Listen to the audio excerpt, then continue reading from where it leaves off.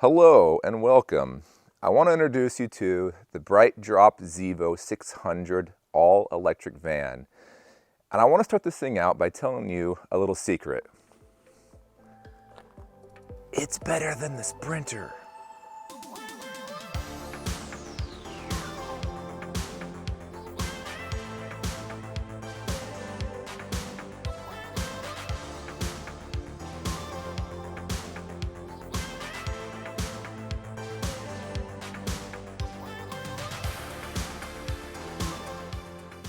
Now you may be wondering, how exactly does this thing have the Sprinter beat? Well, let me tell you 3 ways in which it does not have it beat. First off, the Sprinter has this thing beat in price. The Sprinter is $90,000 and after rebate, this is $60,000, roughly. The second way the Sprinter has this beat is cost of maintenance. You can take this thing to any of your GM or local Chevy dealers and they won't charge you Sprinter prices to maintain it. And the third way this is not better than the Sprinter is cost of parts. Being that it's a domestic vehicle, you can buy parts for this thing locally and you're not going to have to rely on them coming from out of the country, which all we know right now can be a point of contention due to tariffs and everything else going on. But with all the parts being available here locally, you can buy any part from your local GM dealer and know it'll be serviced and taken care of here locally. With that being said, in all seriousness, there are other areas where the Sprinter actually is better than this. This was designed as a utility vehicle, a commercial vehicle. This is actually a delivery van. It has a delivery van appearance, but it doesn't actually feel like a delivery van on the inside. It's actually very well appointed. Is it as well appointed as a Sprinter? No. For an example, the seats on this are delivery van seats. The passenger seat, the stock seat, is a jump seat. Also, the interior is not going to have all the same fancy touches that the Sprinter van might have, and you will see this here momentarily. And even though that this is still a commercial vehicle, it is very well appointed. Is it as well appointed as a Sprinter van is? No. But being a commercial vehicle, it is very well appointed and does come with a lot of options, as you will see here when we go inside. Around the outside of the vehicle, it is a very plain vehicle. It does come with your standard 8-lug wheels, 4-wheel disc brakes, and your standard sliding doors you'd see in most delivery vans.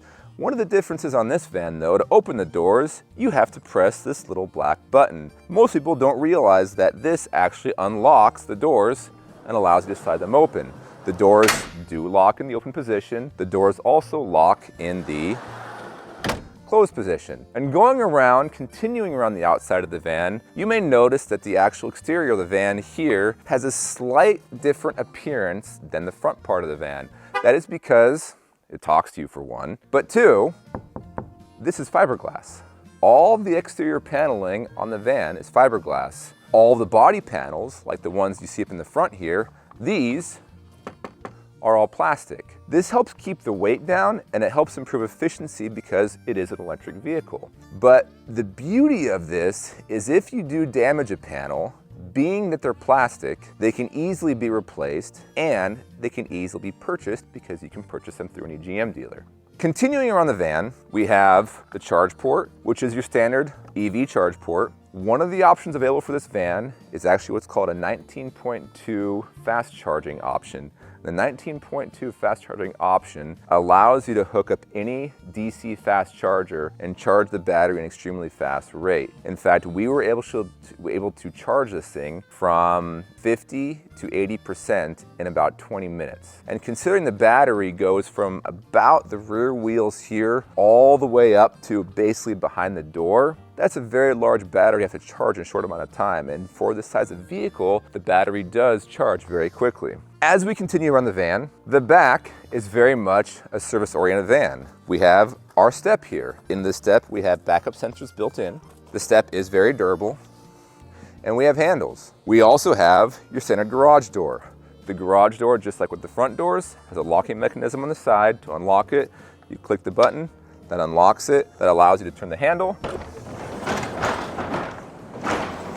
and open the garage door. One really nice feature this van has that not a lot of vans have is your exterior cargo light. This is really handy for when you are outside in the dark and you can't see what you're doing. This little light comes on and it lights up the whole area behind the van very nicely so you can actually see what you're doing. All exterior lights are LED. And one thing that you have to remember is that this is a utility van. And since it is a utility van, that means it does not come with a receiver hitch. The owner's manual states that this is not to be towed with. So there are no towing hitches available. There's no towing wiring available. And if you want to tow with it, you will have to do your own special setup. Continuing around the van, around to the other side, it's a very blank slate. Fiberglass walls, slider door. Slider door opens to expose the handle in which we can get in and out of. Now, time to go on to the interior.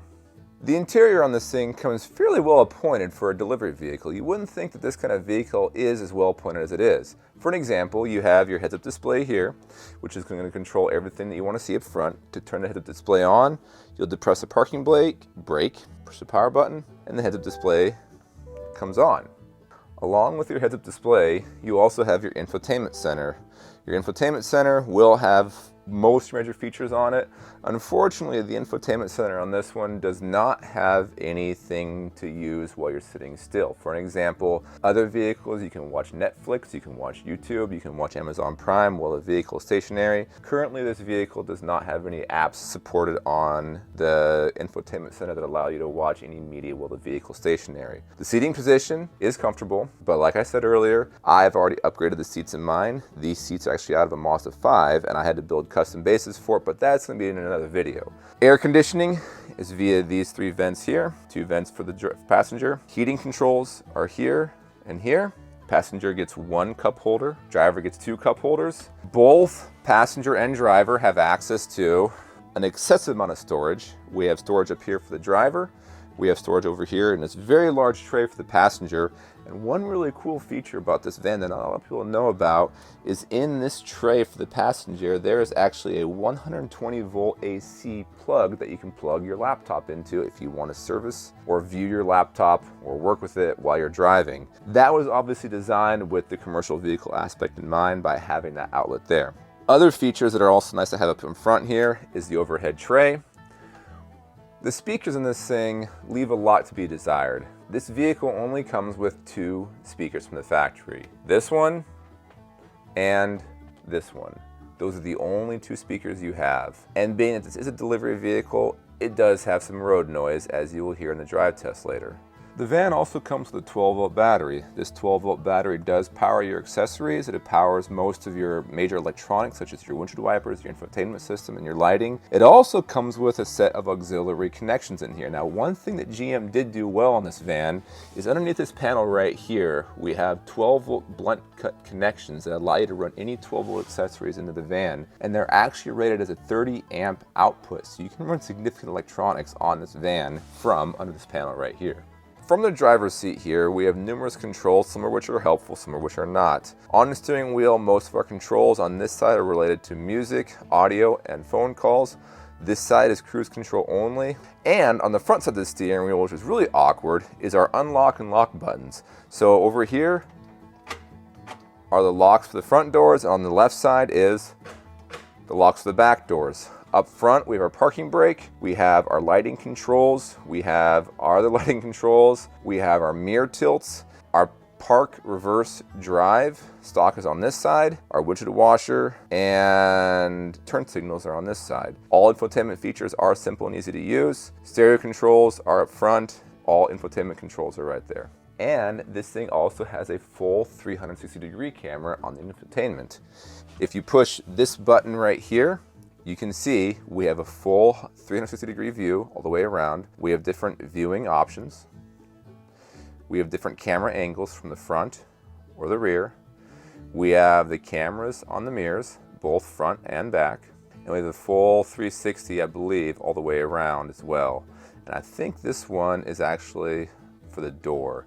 Having the full 360 view really is a nice feature because even though it's not a full-size motorhome, it is a large vehicle, and being it's a large vehicle, it is hard to see where you're backing up sometimes. And having this camera and the visibility features really make it nice for seeing all the way around you when you are backing into a tight spot. Along with all the features, we have a USB-C and a USB-A outlet up front These actually connect to Android Auto system if you don't have Bluetooth wireless capability. Up front, we also have our 12-volt outlet right here in this large storage tray for the passenger. The van does come with adaptive cruise control. You can set your cruise control to even go to a complete stop and follow the cars in front of you. It does come with lane assist.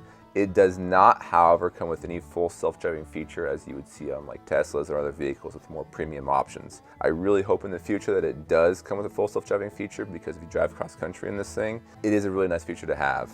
Up front in the back of the van here, you will notice we have 3 hazard triangles that can be used on the front or the rear of the vehicle, primarily for delivery purposes, but also in the front of the van, the cargo area. We have a standard 120 volt 3-prong outlet. This is nice to power anything you might need, but however, this is not a very powerful outlet. This only produces about 600 watts of power.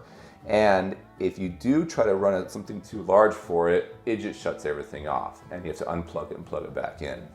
The back of the van is very utilitarian. You will notice that with the exposed structural members, the exposed sheet metal all the way around, and the exposed ceiling support members, that this was a van not really designed with comfort in mind. This was designed for work. The best part about this though is that being that this has all the structural members exposed, it makes it very easy for any van build out that you may be considering.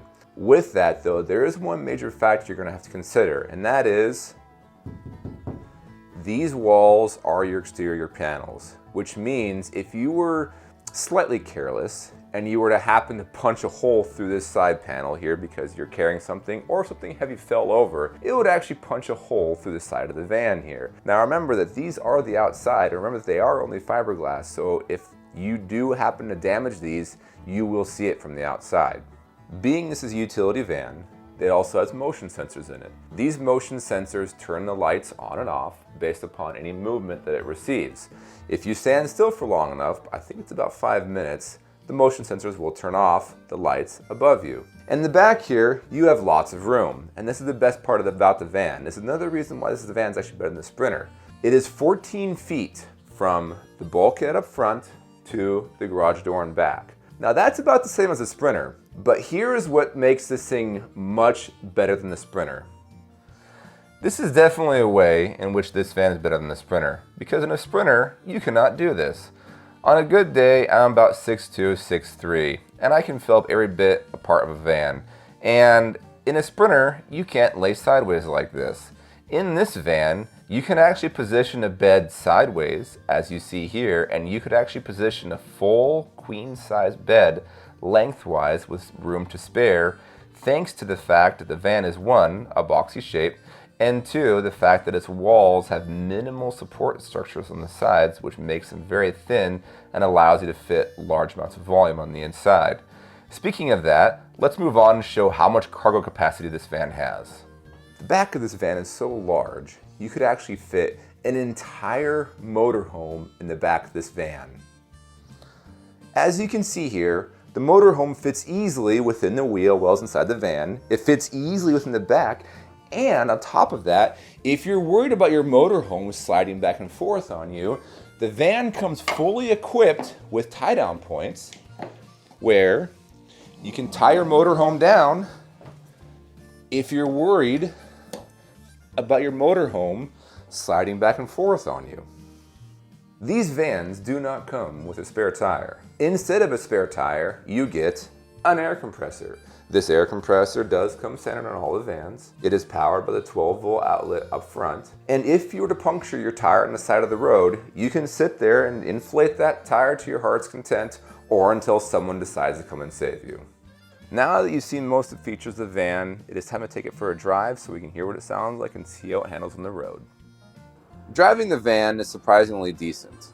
It is a larger vehicle, but it doesn't handle like a larger vehicle. It handles its weight extremely well. Acceleration is not great. Acceleration is not like you get on your Tesla, but acceleration is similar to what you would get on like a Volkswagen ID4, and it will get up to freeway speeds just fine. It's just not going to set the world on fire.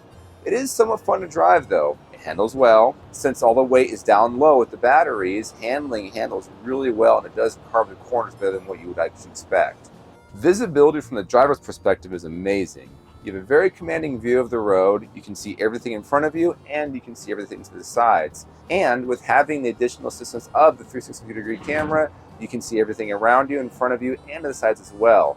The camera does come on when you're turning, which means that one thing we found was kind of a nuisance when you're driving through larger urban areas and you're relying on GPS to take you through these urban areas. If you're turning, the cameras come on. And when they come on, you can no longer see your map, which means if you have one turn right after the other, you can't readily see it on the map. But their solution to that is by putting on the heads-up display a small little indicator on how far you should go before your next turn. So if your map is obscured by the cameras, you can actually see your next turns on the heads-up display. Lane assist does work, and when we get too close to the side of the road, the car takes over and the steering turns on its own. One of the best features of the van is its ability to turn in very, very tight areas. As we pull into the fire station here, you can see we don't have a very big parking lot here. This van is 23 feet long, but this van, even though it has all-wheel drive, will make a full 180-degree turn in this parking area.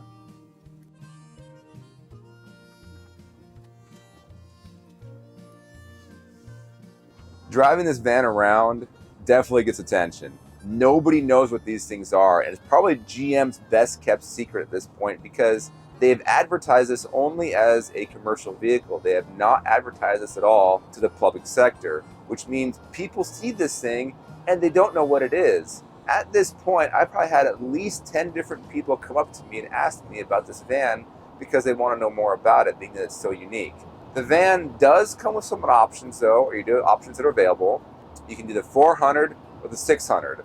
The 400 is the shorter the van, the 600 is the longer van. 400 stands for roughly 400 square cubic feet of space. 600 stands for roughly 600 cubic feet of space. Options are as listed. Number 1, extended battery. It will take your range from 200 miles to 300 miles. 2, additional GVW. Stock GVW R is 9,000 pounds. The upgraded GVW R is 11,000 pounds. Self-closing doors. The door behind me and the door on the passenger side are able to be closed by remote button. Transparent roof. If you look in the back, ours doesn't have that because I didn't want the transparent roof, but you can order the transparent roof as an option to allow ambient lighting in the back. Spare tire. You can order a spare tire, but it does not come mounted on anything. It comes literally as just its own tire sitting in the back of the van.